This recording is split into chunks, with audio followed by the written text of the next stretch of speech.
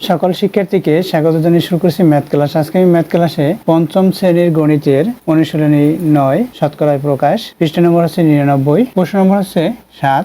এই অঙ্কটি সহজে সমাধান দেব। তাহলে দেখো, এখানে 7 নম্বর প্রশ্নে দেওয়া আছে একটি দোকানে 1800 টাকার পণ্য 20% কমে বিক্রয় করা হলো। পণ্যটির বিক্রয় মূল্য কত? দেখো, 20% কমে বিক্রয় করা হয়েছে। কত টাকার পণ্য? 1800 টাকার পণ্য। তাহলে লিখি নম্বর 7 দেওয়া আছে। প্রথমে লিখে নেব, দেওয়া আছে কি দেওয়া আছে এখানে দেখো, একটি দোকানে এত টাকার পণ্য, পণ্যের মূল্য 1800 টাকা। এরপর কি দেওয়া আছে 20%, এখানে 20% কমে বিক্রয় হলো। বিক্রয় মূল্য 20% কম, বিক্রয় মূল্য 20% কমে বের করতে হবে ক্রয় মূল্য। পণ্যটির ক্রয় মূল্য বের করতে হবে, পণ্যটির ক্রয় মূল্য এটা বের করব। দেখো, এখানে দেওয়া আছে 20% কম, তাহলে লিখি 20% কমে, এখানে পার্সেন্ট কি 100 টাকা, 100 টাকায় 20 টাকা কম, এটা বোঝাচ্ছে এই পার্সেন্ট দিয়ে। তাহলে এখানে যে পণ্যের মূল্য 100 টাকা, তাহলে 20% কমে বিক্রয় মূল্য কত হবে সেটা আমরা লিখতে পারি।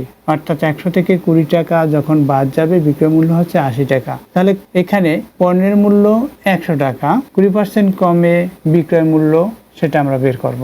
পণ্য মূল্য 100 টাকা হলে 20% কমে বিক্রয় মূল্য 100 থেকে 20 টাকা বাদ যাবে, বা কত? 80 টাকা। তাহলে বিক্রয় মূল্য কত পেয়েছি?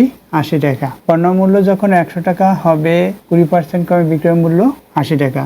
অতএব পণ্য মূল্য 1 টাকা হলে বিক্রয় মূল্য, দেখো এখানে কমা ব্যবহার করছি, একই কথা না লিখে কমা ব্যবহার করতে পারি। এখানে 100, এখানে 1 লিখেছি, তাহলে এখানে যখন টাকার পরিমাণ কমবে তখন এবং বিক্রয়ের পরিমাণ, অর্থাৎ পণ্য মূল্য পরিমাণ কমছে, তাহলে বিক্রয় মূল্য পরিমাণও কমবে, অর্থাৎ এখানে ভাগ হবে।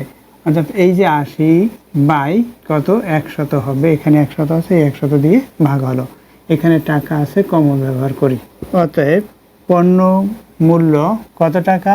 এখানে 1800 টাকা হলে বিক্রয় মূল্য, এখানে বেশি, দেখো একের চেয়ে এটা বড়, অর্থাৎ বেশি, সুতরাং এখানে বিক্রয় মূল্য বেশি হবে। পণ্য মূল্য বেশি হলে বিক্রয় মূল্য বেশি হয়, অর্থাৎ এই 80-র সাথে 1800 গুণ হলো, বেশি হলে গুণ হবে। এখানে 100, এখানে কমা চিহ্ন ব্যবহার করি টাকা হিসাবে। এখানে 100 দিয়ে এটাকে ভাগ করতে পারি, 100 এটার মধ্যে 18 বার যাবে, অর্থাৎ শুধুমাত্র এই 2টি শূন্য বাদ দিলে 18ই থাকে, সেটা লিখলাম। এখন 18 দিয়ে এটাকে আমরা গুণ করব। এখানে 80 আছে, 80কে গুণ করি সমান। আমরা এখানে 18কে 8 দিয়ে গুণ করতে পারি, এরপর এই শূন্যটা লিখে দিলে হবে। দেখো 8-এর সাথে 8 গুণ করি 64, 4 হাতে 6, কারণ এই 64-র এই 4 লিখেছি, এই 6 দশক অঙ্ক বাদ আছে। 8-এর সাথে এটা 1 গুণ করে তারপর এটার সাথে যোগ করব। 8কে 8-এর পরে 6 যোগ করব, অর্থাৎ 14 হবে। অর্থাৎ কত হলো? এই 144 হলো। এখন এখানে একটি শূন্য আছে, তাহলে কি লিখবো? এই 144 লেখার পরে শূন্যটি লিখে দিলাম এত টাকা। অর্থাৎ বিক্রয় মূল্য কত হলো? 1140 টাকা। এটা হচ্ছে উত্তর।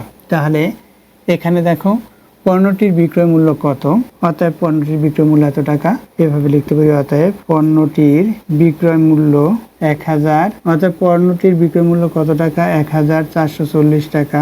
এটা হচ্ছে উত্তর। তাহলে আমরা উত্তর লিখবো, উত্তর 1440 টাকা। এটা হচ্ছে উত্তর। দেখো, যদি এর বিকল্প নিয়ম শিখতে বা জানতে চাও তাহলে অবশ্যই কমেন্ট সেকশনে কমেন্টস করবে, আমি এর বিকল্প নিয়ম করে দেখাবো। এর বিকল্প নিয়ম আছে, আশা করি বুঝতে পেরেছো এই নিয়মটিও। এতক্ষণ ম্যাথ ক্লাসের সাথে থাকার জন্য সকলকে ধন্যবাদ জানিয়ে আজকের মতো বিদায় নিচ্ছি।